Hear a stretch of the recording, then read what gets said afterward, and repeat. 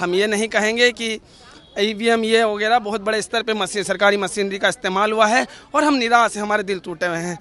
और लेकिन हाँ, हमने उम्मीद नहीं छोड़ी। कांग्रेस दफ्तर पर देखिए माहौल बदल गया है अब, क्योंकि ये आप नारा ही देख लीजिए, ईवीएम से फिर एक बार लोकतंत्र शर्मसार हुआ। इस तरह के नारे, इस तरह के स्लोगन्स अब आपको देखने को मिल रहे हैं। शाश्वत, एक बार दिखा दीजिए क्या कह रहे हैं कांग्रेस समर्थक। अब आप जानते हैं कि 4 राज्यों के चुनाव में एक राज्य मात्र कांग्रेस पार्टी जीत पा रही है, यानी कि तेलंगाना। बाकी 3 हिंदी भाषी राज्य, हिंदी हार्टलैंड स्टेट्स, वहां हारती हुई। क्या कहेंगे आप? इसमें तो मशीन की गड़बड़ है। वैसे तो पब्लिक ही इन्हें काफ़ी सपोर्ट दी है, इन्हें राहुल जी को, लेकिन ये मोदी जी ने गड़बड़ करी है। उन्होंने कैसे गड़बड़ करी है? वो चोरी कर शाह से कह जागता रहे कि हम गरीब के साथ हैं, फिर भी गरीब के साथ नहीं है। लेकिन इसमें उन्होंने कैसे गड़बड़ करी? में गड़बड़ है, पहले मशीनें नहीं थी, कोई गड़बड़ नहीं था, सब अपने। इलेक्शन कमीशन से शिकायत करनी चाहिए। क्यों नहीं, धरने भी दिए, सब कुछ कर रहे हैं। कहाँ उनके जिसका डंडा उसकी भैंस, कहाँ हम जैसों की सुनेंगे? अगर इतने इंसाफ वाले हैं तो मशीन हटा दें, फिर बात करें। कहाँ हुई है गड़बड़ी, ये बताइए। आपको ऐसा लगता है कि गड़बड़ी का आरोप आप कह रहे हैं, राजस्थान, मध्य प्रदेश या छत्तीसगढ़, कहाँ पर हुई है गड़बड़ी? चारों जगह हुई है, एक जगह से तो निकले, बाकी चारों जगह उन्होंने गड़बड़ करी है। वो तो सुकून से बैठे थे, वो कह ही रहे थे, ऐसे पहले भी कहा था, लड्डू पहले बन गए थे, उन्हें कैसे पता? पब्लिक इतनी पागल है, धरने दे रही है, जा रही आ रही, कोई सुनाई नहीं, कुछ नहीं।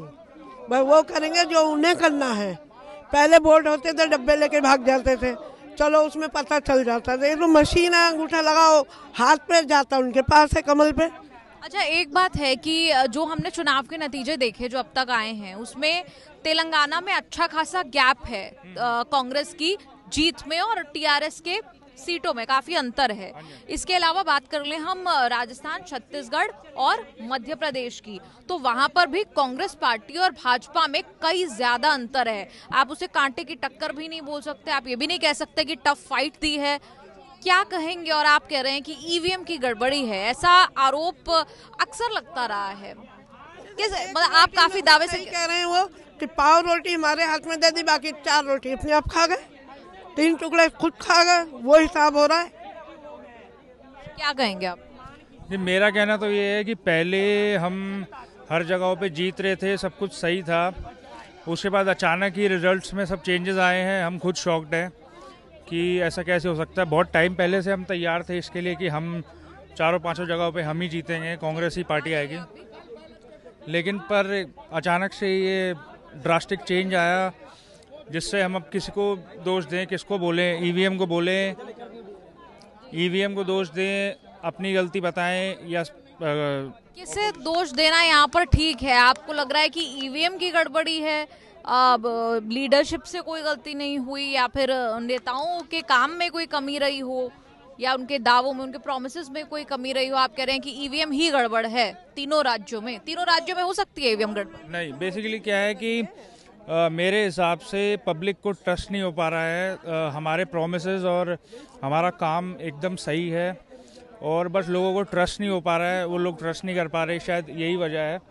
बाकी ईवीएम एक पार्ट है, बट लोगों को हमारे ऊपर ट्रस्ट। कहाँ आपको लगता है, किस राज्य में आपको लगता है ऐसा कि ईवीएम में गड़बड़ी हो सकती है? बेसिकली बीजेपी रूल्ड जो जगहें हैं, जो एरियाज हैं पहले से ही, उनमें हो सकती हैं, और बाकी जिस जगहों पे कांग्रेस पहले से ही थी, वहाँ मेरे ख्याल से इनका खेल थोड़ा मुश्किल हो गया, इसलिए नहीं। अच्छा, ये आपने लिखा है, एक बार पोस्टर दिखाई शाश्वत, ईवीएम पर चोट, बैलेट पर वोट, ये आप कह रहे हैं, क्यों कह रहे हैं आप? ये कैसे नहीं कहेंगे, ये पूरी जनता कह रही है, मेरी बात नहीं है, ये पूरी जनता की बात है। ये जो सरकार है ना, चोर बेईमान की सरकार है, लूट की सरकार है, लूट कर कर सरकार बनाती है, दावे के साथ करते हैं। आप एक वीडियो देखे होंगे शायद, उसमें सील टूटा हुआ पेटी का मिला, आखिर किसकी कमी थी? लेकिन आपको क्या लगता है कि 3 राज्यों में यहाँ पर कांग्रेस हारती हुई नजर आ रही है, भाजपा जीतती हुई, तीनों राज्यों में आपको लग रहा है कि कोई गड़बड़ी हुई है ईवीएम में, मशीन में? सबसे पहले तो ये कहना चाहूंगा कि कांग्रेस जो ऐसी सत्ता है और ऐसी गरीब का वो पार्टी है जो कभी हारी है नहीं। मजबूरन ये लुच्चे बेईमान हरा दे वो अलग चीज़ है। और यहाँ तक ले आप नतीजे देखे होंगे, इजिप्ट पोल देखे होंगे, कांग्रेस जीत रही थी, लेकिन इन लोगों बेईमान के वजह से कांग्रेस को जान के हराया गया। गांव में जब बढ़िया व्यक्ति रहता है ना, उसे 4 गो लंगा आदमी मिल के उसे दबाने का कोशिश करता है कि किसी तरह दबे, और जब नहीं दबता है ना तो पैसा के बल लगाएगा, पावर का बल लगाएगा, जैसे प्रशासन हो गया, इलेक्शन कमीशन हो गया, कोर्ट हो गया, इन चीज़ों का बल लगाकर किसी तरह से उसे हराने का काम करेगा। ये जो मतलब पोस्टर्स दिखाई दे रहे हैं, ये आपने पहले से ही तैयार करवा लिए थे? नहीं, तैयार कुछ नहीं हुआ था। इनकी जो मंशा है सब लोग हम जान रहे थे, हम उस पर विश्वास भी नहीं कर रहे थे कि हम लोग खुश थे। मेरा चुनावी दौरा में आगे थे तो हम खुश थे, ये बात नहीं है। लोकसभा में ऐसा ही खेला था कि पहले इजिप्ट पोल में दिखाया कांग्रेस है 1 नंबर में, फिर दिखाया कि कांग्रेस हार रही है। तो ये बेईमानी है, कुछ गोदी मीडिया है। देखिए, कुछ पाने के लिए होता है ना कि अगर बेईमानी करना है ना तो दिखावा करना पड़ता है।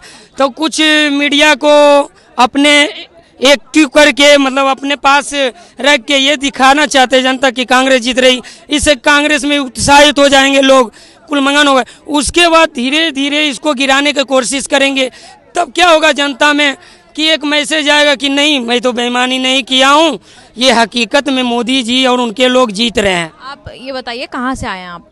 मैं तो प्रॉपर बिहार से हूँ, लेकिन मेरा रहना सहना दिल्ली में, और मैं यूथ कांग्रेस का सदस्य हूँ। और आपने सुबह देखा कि ये तैयारियां जो है सुबह 6-7 बजे ही पटाखे फूटने शुरू हो गए थे, यहाँ दिवाली जैसा उत्सव हो गया था। लेकिन अब माहौल जो है बदल गया है। पहले लग रहा था कि शायद छत्तीसगढ़ निकाल लिया जाएगा, कांग्रेस निकाल लेगा छत्तीसगढ़ भी, लेकिन अब सिर्फ एक राज्य और जो बाकी 3 हिंदी भाषी राज्य हैं, हिंदी हार्टलैंड है, वो निकल गए हैं। अब देखिए मैडम, पहले नंबर तो निकलता तो सारे राज्य, उसमें 2 मत नहीं था। और 2 ऐसे राज्य जहां पर राजस्थान में अशोक गहलोत कांग्रेस की सरकार, दूसरा मध्य प्रदेश तो आप जानते हैं कि वो भाजपा का है, और छत्तीसगढ़ भूपेश बघेल सरकार, दोनों सरकार आपकी रिपीट नहीं हो पा रही। अब पहला नंबर तो राजस्थान की बात की है तो उस पर हम चर्चा करना चाहते हैं कि राजस्थान में आप अभी भी इंटरव्यू ले सकते हैं वहाँ जाके जनता को, किसकी पक्ष में बोलता है जनता। लेकिन बात यहाँ की बेईमानी, जब जनता क्या कर सकता है, अपना अधिकार दे सकता है, वोट दे सकता है, लेकिन अंदर जो इलेक्शन कमीशन के अंडर में जो सारे ईवीएम पड़ते हैं उस पर तो नज़र नहीं रख सकता जनता। रख सकती है, उनकी पावर नहीं है, उनकी पावर इलेक्शन कमीशन की है। लेकिन इलेक्शन कमीशन किसकी है? वो मोदी सरकार की है। तो आपको लगता है कि अगर शिकायत भी इलेक्शन कमीशन तक पहुंचेगी तो आप ये कह रहे हैं कि उस पर कुछ होगा नहीं? इलेक्शन कमीशन देखिए बिक चुका है, हर बार वो ऐसा खेला खेलता है जो कि देश की जनता को शर्मिंदा होना पड़ता है। राजस्थान, छत्तीसगढ़, सारे जगह हमारी सरकार बन रही थी और बहुमत के साथ बन रही थी। अच्छा ये एक बताइए कि अगर वहाँ पे सरकार बन नहीं रही थी तो यह मोदी जी झूठ है या ये न्यूज वाले झूठ हैं? क्योंकि आंकड़ा भी लगाते हैं तो 50-50 में रहता है। अच्छा, ईवीएम की गड़बड़ी की बात कह रहे हैं आप भी, इसके समर्थन में हैं कि भाई ईवीएम के साथ कोई गड़बड़ी हुई है? मैं ना एक मेहनत का व्यक्ति हूँ, कांग्रेसी कार्यकर्ता हूँ, 24 अकबर रोड पे। कहाँ से आए आप? मैं दिल्ली हरियाणा बॉर्डर पर रेडी पेट्री लगाता हूँ, मेहनत का व्यक्ति हूँ। मैं राहुल गांधी को एक ऐसा व्यक्ति मानता हूँ जो गरीबों की आवाज़ उठाता है, जो भारत में नहीं भारत के लोगों के दिल में रहता है। चुनाव हारे वो बात अलग है, लेकिन चुनाव लड़े और बड़ी मजबूती से लड़े, उसके लिए हम राहुल गांधी को बड़ी हृदय की गहराइयों से उनका सम्मान करते हैं। और बीजेपी को इस षड्यंत्रकारी, अहंकारी और बड़े स्तर पर मीडिया का दुरुपयोग और पूरी मशीनरी के साथ जो चुनाव जीते हैं उसके लिए भी बीजेपी को हम बधाई देते हैं। मैं एक बात कहता हूं, देखिए कि मेरा लहजा मेरी बातों में असर देखते हैं, मेरा लहजा मेरी बातों का असर देखते हैं। अब भीख देने में भी लोग हुनर देखते हैं। हम ये नहीं कहेंगे कि ईवीएम ये वगैरह बहुत बड़े स्तर पे सरकारी मशीनरी का इस्तेमाल हुआ है और हम निराश हैं, हमारे दिल टूटे हुए हैं। और लेकिन हाँ, हमने उम्मीद नहीं छोड़ी। वक्त की कोख में क्या पल रहा है तो वक्त बताएगा, लेकिन मेहनत करता रहेगा हर एक मेहनत का व्यक्ति। कांग्रेस की हार नहीं है, इस देश के मेहनत कश लोगों की हार है, क्योंकि मैं रेडी पटरी लगाता हूँ। छोटी आमदनी में अपना घर चलाता हूँ। और अगर कांग्रेस कहती है कि मैं आपके कम पैसों में आपका घर अच्छा चला सकते हैं, आपको 400 का सिलेंडर दे सकते हैं, हम कहते हैं राशन नहीं रोजगार दे दीजिए, और कांग्रेस कहती है, देखिए हमने ना, मैं खुद प्रैक्टिकल बता रहा हूँ, मेरे वारालक्ष्मी फाउंडेशन में मैंने पढ़ाई नहीं करी थी। वारालक्ष्मी फाउंडेशन कांग्रेस की सरकार थी, साझा प्रयास के साथ दिल्ली में काम कर रही थी स्लम बस्तियों के अंदर, और मुझे जो है ना वारालक्ष्मी फाउंडेशन में 3 महीने ना उड़ान भवन में रखा गया मेरे व्यवहार में चेंजिंग के लिए, कि देखें लोग कैसे रहते हैं नहीं रहते हैं। उसके बाद मैंने 3 साल काम किया टेक्निकल।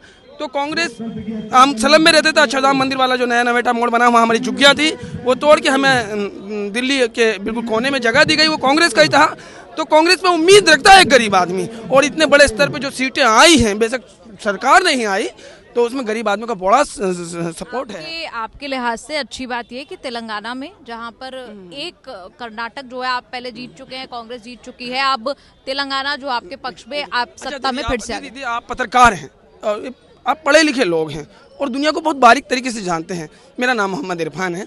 कल आलोक वर्मा है ना, बीजेपी के प्रवक्ता हैं, शायद राष्ट्रीय प्रवक्ता हैं, कल वो बिना एग्जिट पोल पे ये कह रहे थे कि भारत जोड़ो यात्रा नहीं, मुसलमान जोड़ो यात्रा निकाली राहुल गांधी ने। क्या ऐसे शब्दों का राजनीतिक में इस्तेमाल करना ठीक है?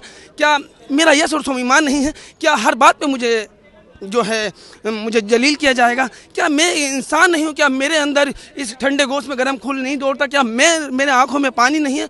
तो ऐसे राजनीति में मैं कहता हूँ कि धर्म को थोड़ा किनारा करें, हर बात में किसी को अपमानित करने की कोशिश नहीं करनी चाहिए। इसीलिए मैं कहता हूँ, और चुप रहने को तैयार नहीं है हम लोग।